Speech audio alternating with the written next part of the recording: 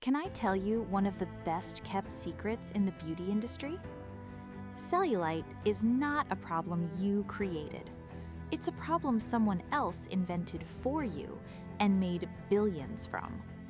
In this video, you're going to find out what cellulite actually is scientifically, and it's far more interesting than anything you've been told. You're going to learn why almost every woman gets it, but most men don't, and the answer is not what you think. You'll find out why 90% of the products and treatments sold for it structurally cannot work, and I mean that literally. It's a physics problem, and I'll show you why. And you're going to find out what's sitting in your kitchen right now that's almost certainly making things worse. Not what you're eating, but how you're cooking it and what it's packaged in. But most importantly, you're going to stop blaming yourself. Between 80 and 98% of adult women have cellulite. That statistic alone should have collapsed the entire personal failure narrative years ago, but it didn't, because there's far too much money tied up in keeping you feeling bad about it. In 1873, someone coined the word cellulite. In 1968, the beauty industry found it and turned it into a weapon. In between, there's a century of actual science, some genuinely breathtaking lies, one culprit hiding in plain sight that almost nobody is talking about, and exactly one treatment that addresses the real cause. Just one. You'll want to stay for all of it. Before we can talk about who's responsible and how this actually gets addressed, we need to understand exactly what we're dealing with. Cellulite. What is it, really? Because most of us have used that word our entire lives without knowing the answer. We know what it looks like. We know exactly how it makes us feel, usually in a changing room under fluorescent lighting at the worst possible moment. But the phenomenon itself, most of us could manage something vague about fat cells and leave it there. And that's precisely as much as certain people want you to know. Here's the first twist. The word itself has been misleading us from the very beginning. Cellu comes from the Latin cellula, meaning small chamber, and ite is a Greek suffix historically meaning inflammation. So when the term appeared in a French medical dictionary for the first time in 1873, people genuinely thought it was some kind of inflammatory condition. Spoiler alert, it's not inflammation. Researchers now agree that cellulite is a structural and metabolic condition, not a disease, not an infection, not evidence of anything you've done wrong. The more accurate names are magnificent. The first is gynoid hydrolipodystrophy, and notice that word at the front, gynoid, relating to the female body. This thing is biologically female-specific by design, which is already a massive clue. The second option, if you want to impress someone at a dinner table, is edematous fibrosclerotic paniculopathy. I know, medicine is deeply committed to making sure nobody accidentally understands it. But here's what those fancy names are actually describing. A condition of the tissue underneath your skin, the hypodermis, where fat, fluid, and connective tissue interact in a specific way that creates that dimpled surface. Fat pushing up, collagen bands pulling down, skin caught in the middle. Now, one crucial distinction before we go further, because this genuinely matters. Cellulite, our cosmetic, medically benign, affects almost every woman condition, is completely different from cellulitis. Same root word, catastrophically different situation. Cellulitis is a bacterial infection of deep dermis, usually caused by staph or strep, and it needs antibiotics promptly. If you have sudden redness, warmth, swelling, and pain in an area of skin, that is not a beauty concern. Book a doctor's appointment.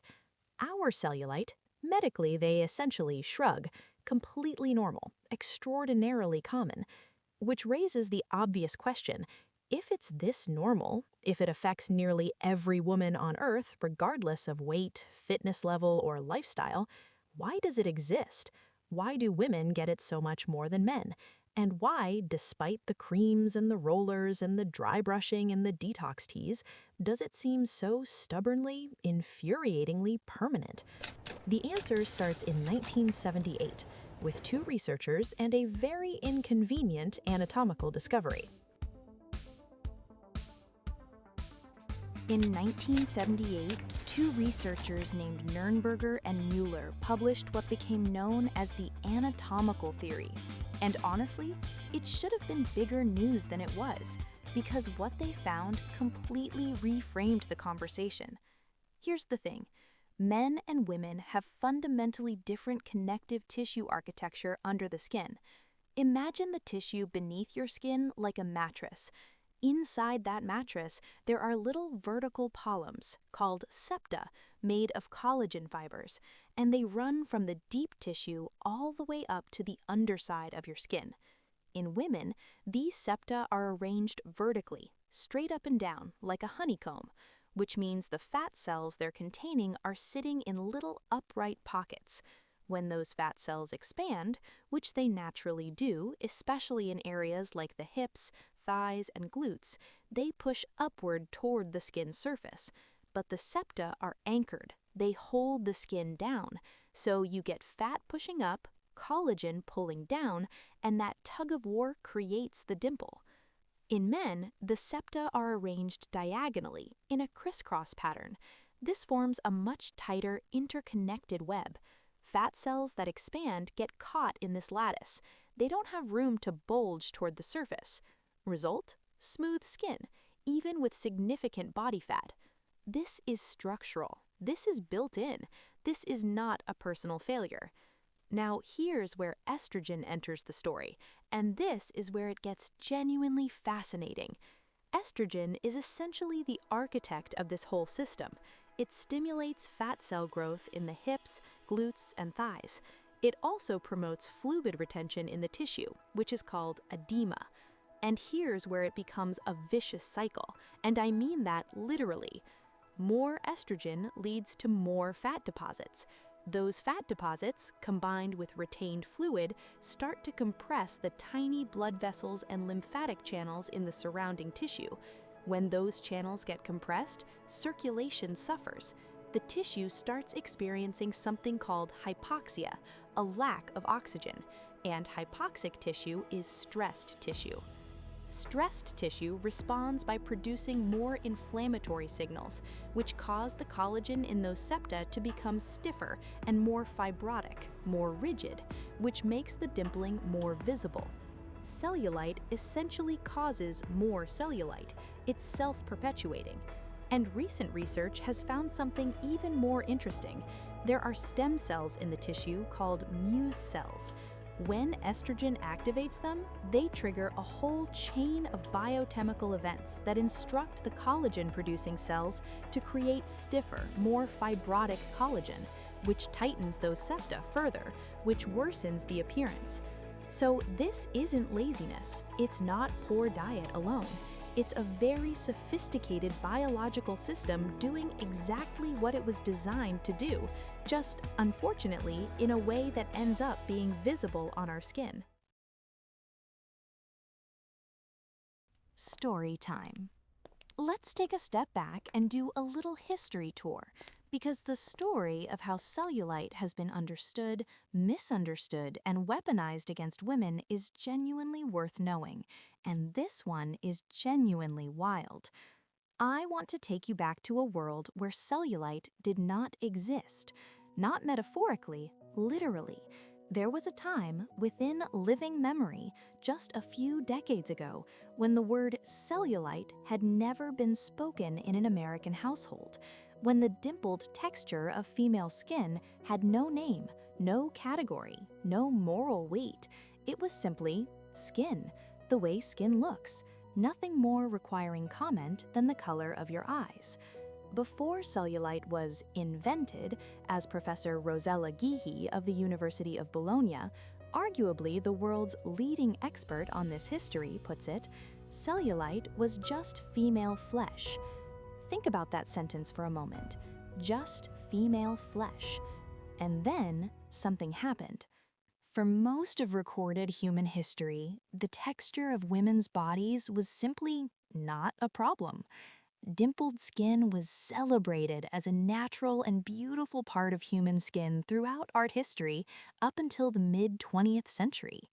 Rubens painted it, Renoir painted it. The soft, rounded, textured bodies of women were not hidden.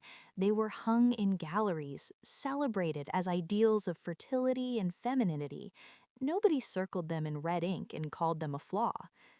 In fact, in the post-war 1950s, the curvy aesthetic was so dominant that advertisements of the era advised skinny women to take weight gain supplements to fill out their curves.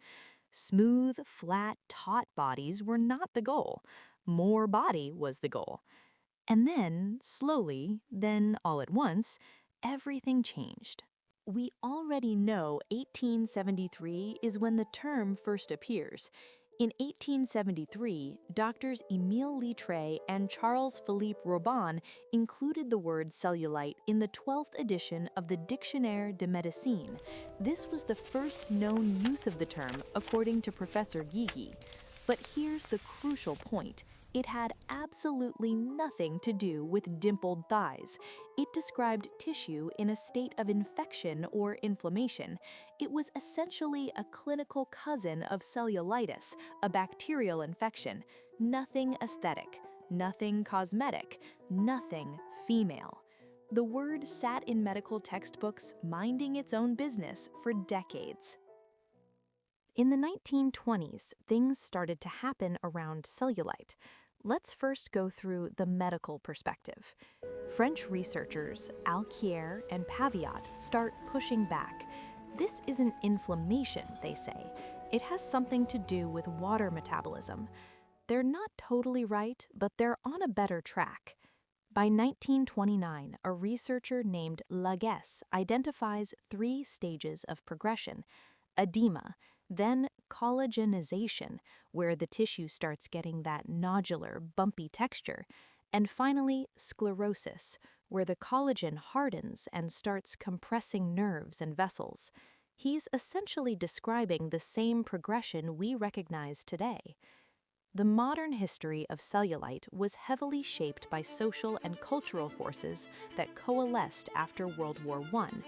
Paris had become the center of a burgeoning beauty industry that flourished because of women's newfound liberation and independence in post-war Europe. And here is where you need to pay attention, because what happens next is not a coincidence. The term cellulite was first used in the 1920s by spa and beauty services to promote their services. Not by doctors, not by researchers, by spas. French salons, looking for something new to sell, borrowed a medical-sounding word and attached it to something women's bodies simply did, naturally, always had. The French had long been obsessed with the treatment of peau d'orange skin. Spas were established to massage and bathe the fat into submission. The treatment preceded the diagnosis. They invented the cure before they invented the disease. It was in the 1933 edition of the French Votre Beauté magazine that the word cellulite was first published in a mainstream publication. In an article by Dr. Debec, cellulite was defined as an amalgam of water, residues, toxins, fat, which form a mixture against which one is badly armed. Against which one is badly armed. Already the language of war. Already your body is the enemy. And notice what Dr. Debec called it: a stubborn feminine problem. Not a human problem, a feminine one. This framing was intentional, and it mattered.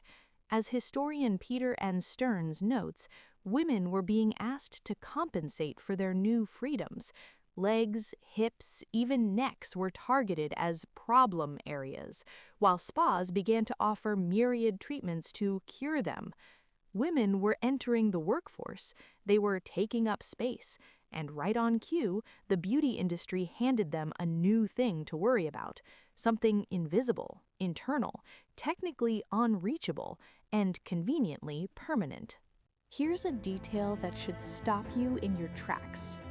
The word cellulite, in reference to dimpled skin, didn't even enter the American vocabulary until 1968, meaning American and British women in the 1950s, the era of Marilyn Monroe, of Elizabeth Taylor, of film stars whose bodies were watched by millions, were not worried about cellulite.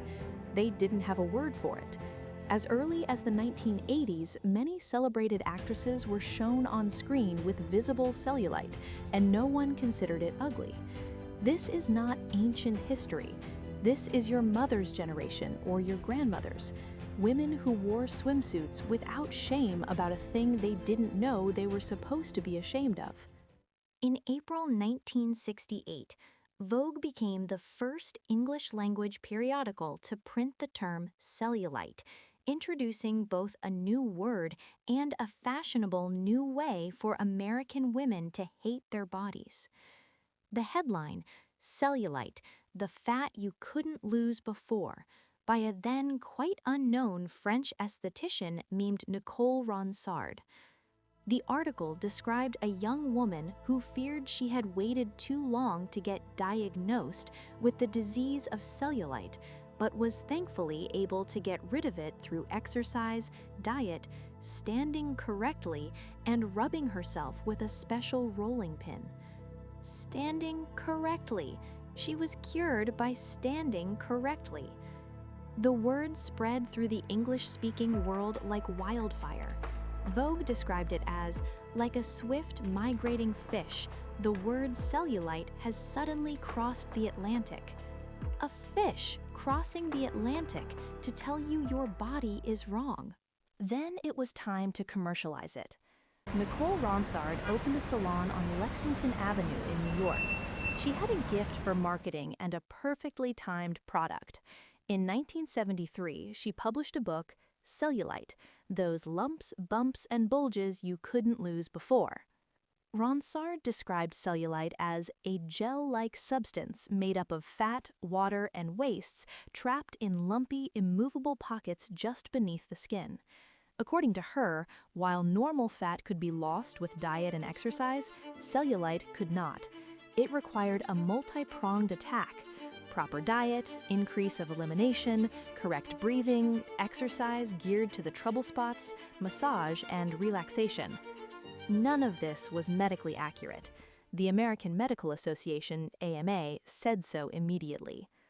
The AMA was quick to point out that cellulite was simply regular body fat that could not be fixed through expensive treatments.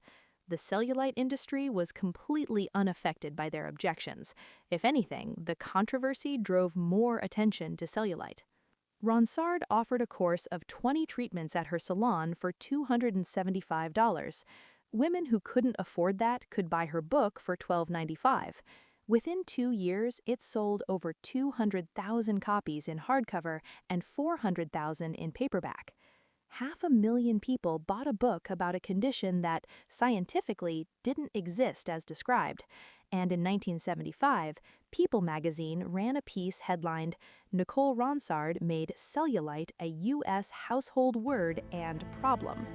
And a problem. That was the move. Turn a feature into a problem. Turn a problem into a market. Suddenly, every woman needs to be worried about her orange peel skin. Suddenly, there are creams, wraps, rollers, special diets. And the narrative that took hold wasn't, this is a normal structural feature of female biology.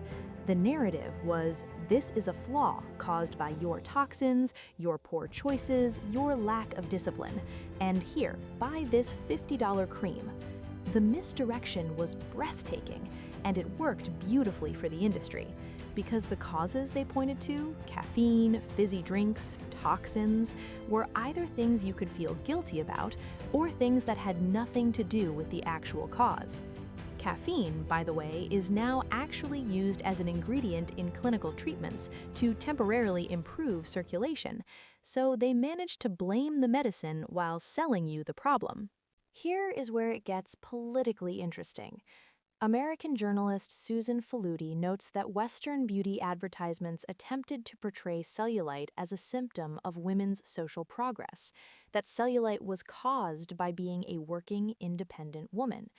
Faludi argues this messaging was motivated by a fear within the cosmetic industry that women's social progress might lead to declining profits. Beauty industry profits did in fact decline in the 1970s and 1980s, the era of second-wave feminism. Let that land. The beauty industry's profits fell because women were getting more liberated, so the industry invented new problems. As one analyst put it, the preoccupation with perfect smoothness takes up huge amounts of mental energy. Instead of thinking about work or society, women were encouraged to obsess over their bodies. Cellulite wasn't just a marketing strategy, it was a political tool.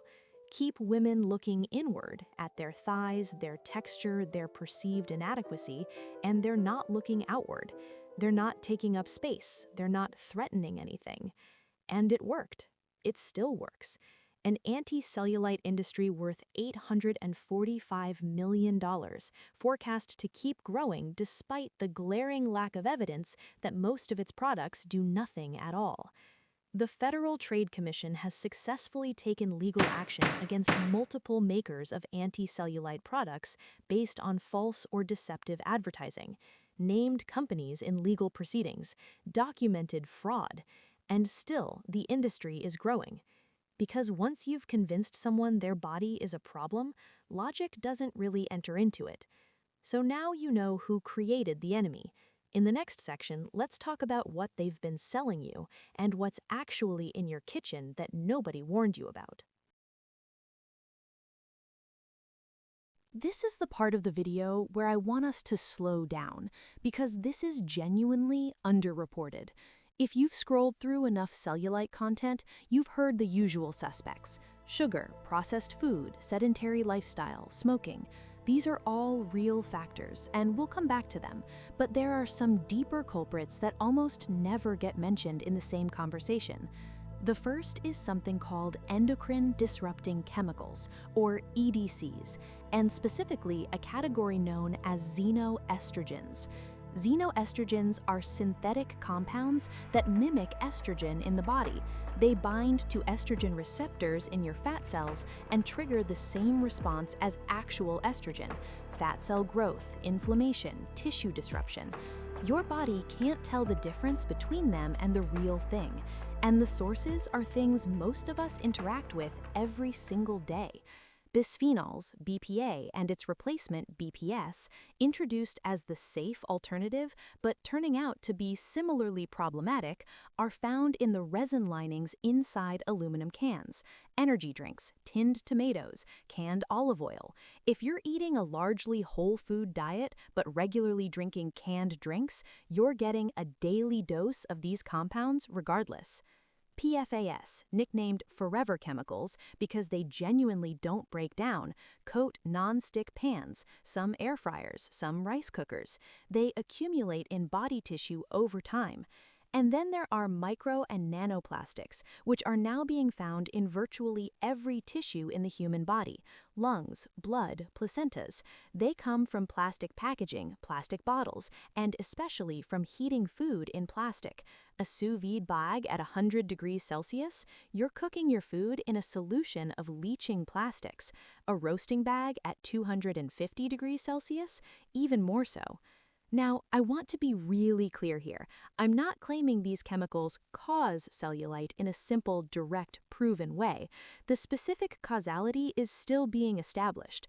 What the research shows is that they disrupt hormonal signaling, and given that cellulite is fundamentally a hormone-mediated condition, the connection is a reasonable and scientifically grounded inference, not speculation, not fear-mongering, just the mechanism matches. And separately from cellulite, reducing your exposure to these chemicals is worth doing for general hormonal health. That evidence is solid. There's also something almost nobody talks about openly: hormonal contraception.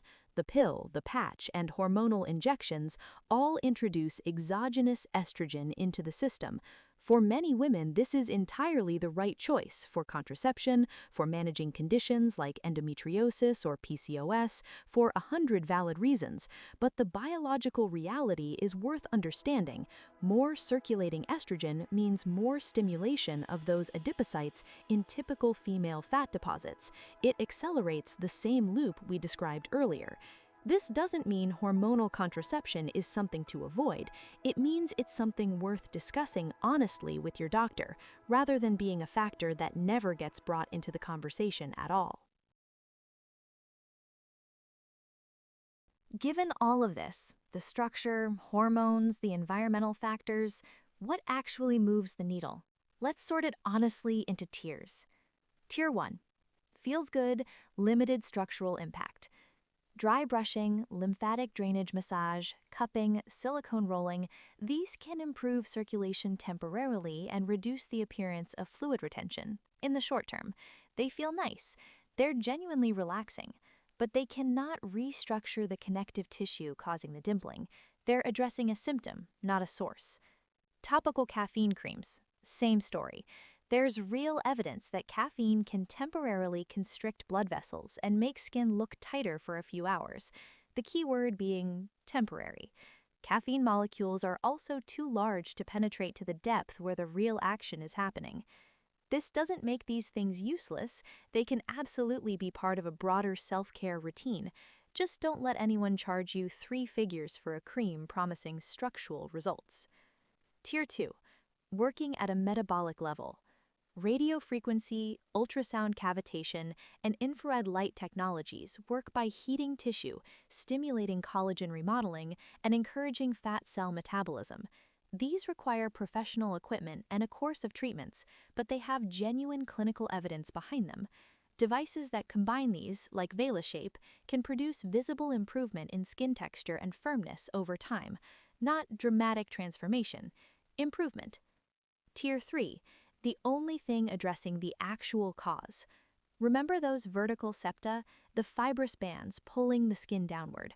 The only treatments that truly address them are the ones that physically cut or dissolve those bands. Subcision, used in procedures like Selfina and Avelli, involves a small device inserted under the skin that mechanically severs the fibrous bands. When the band is cut, the skin can smooth out. Studies show results lasting 2 years or more. Collagenase injection works chemically, dissolving the collagen in the septa rather than cutting it. Same principle, different delivery. These are medical procedures. They're not for everyone, and they're not cheap, but they're the only approaches treating the root architecture of the issue, not just the surface. And lifestyle, which genuinely matters, for the right reasons. Exercise improves local circulation and reduces stagnation in the tissue. Strength training specifically, targeting glutes and thighs, builds the underlying muscle that supports the overlying skin structure. You're not burning the cellulite away, you're improving the tissue environment it lives in. Reducing sugar matters because of glycation, the process where sugar molecules attach to and degrade collagen, making the skin's support structure more brittle over time. Less sugar, more resilient tissue. And reducing xenoestrogen exposure where you reasonably can, switching to a stainless steel bottle, cooking on cast iron or ceramic instead of non-stick, being mindful of plastic with heat. These aren't dramatic interventions, but they're addressing real mechanisms. Here's what I want you to carry out of this video. Cellulite is not a disease. It is not a sign that you failed at something. It is a structural feature of female biology, shaped by hormones, genetics, and an increasingly complex chemical environment, and it affects the overwhelming majority of women on this planet. The reason it has caused so much pain and shame and money spent is not because it's a medical problem. It's because an entire industry decided it needed to be a problem, because problems are profitable. Understanding science doesn't instantly change how you feel when you look in the mirror. I know that, but it does change what you're working with. You stop blaming yourself, you start asking better questions, and you stop throwing money at things that were never going to work. If you want to treat it, really treat it, not just feel like you're treating it, you now know what each tier can actually deliver and why. And if you decide you don't want to, that is also a completely valid choice, because it was never a problem to begin with. It was a feature that got relabeled as a flaw by people who needed you to feel that way. Thank you for watching the video until the end. If you liked the video, don't forget to hit the subscribe button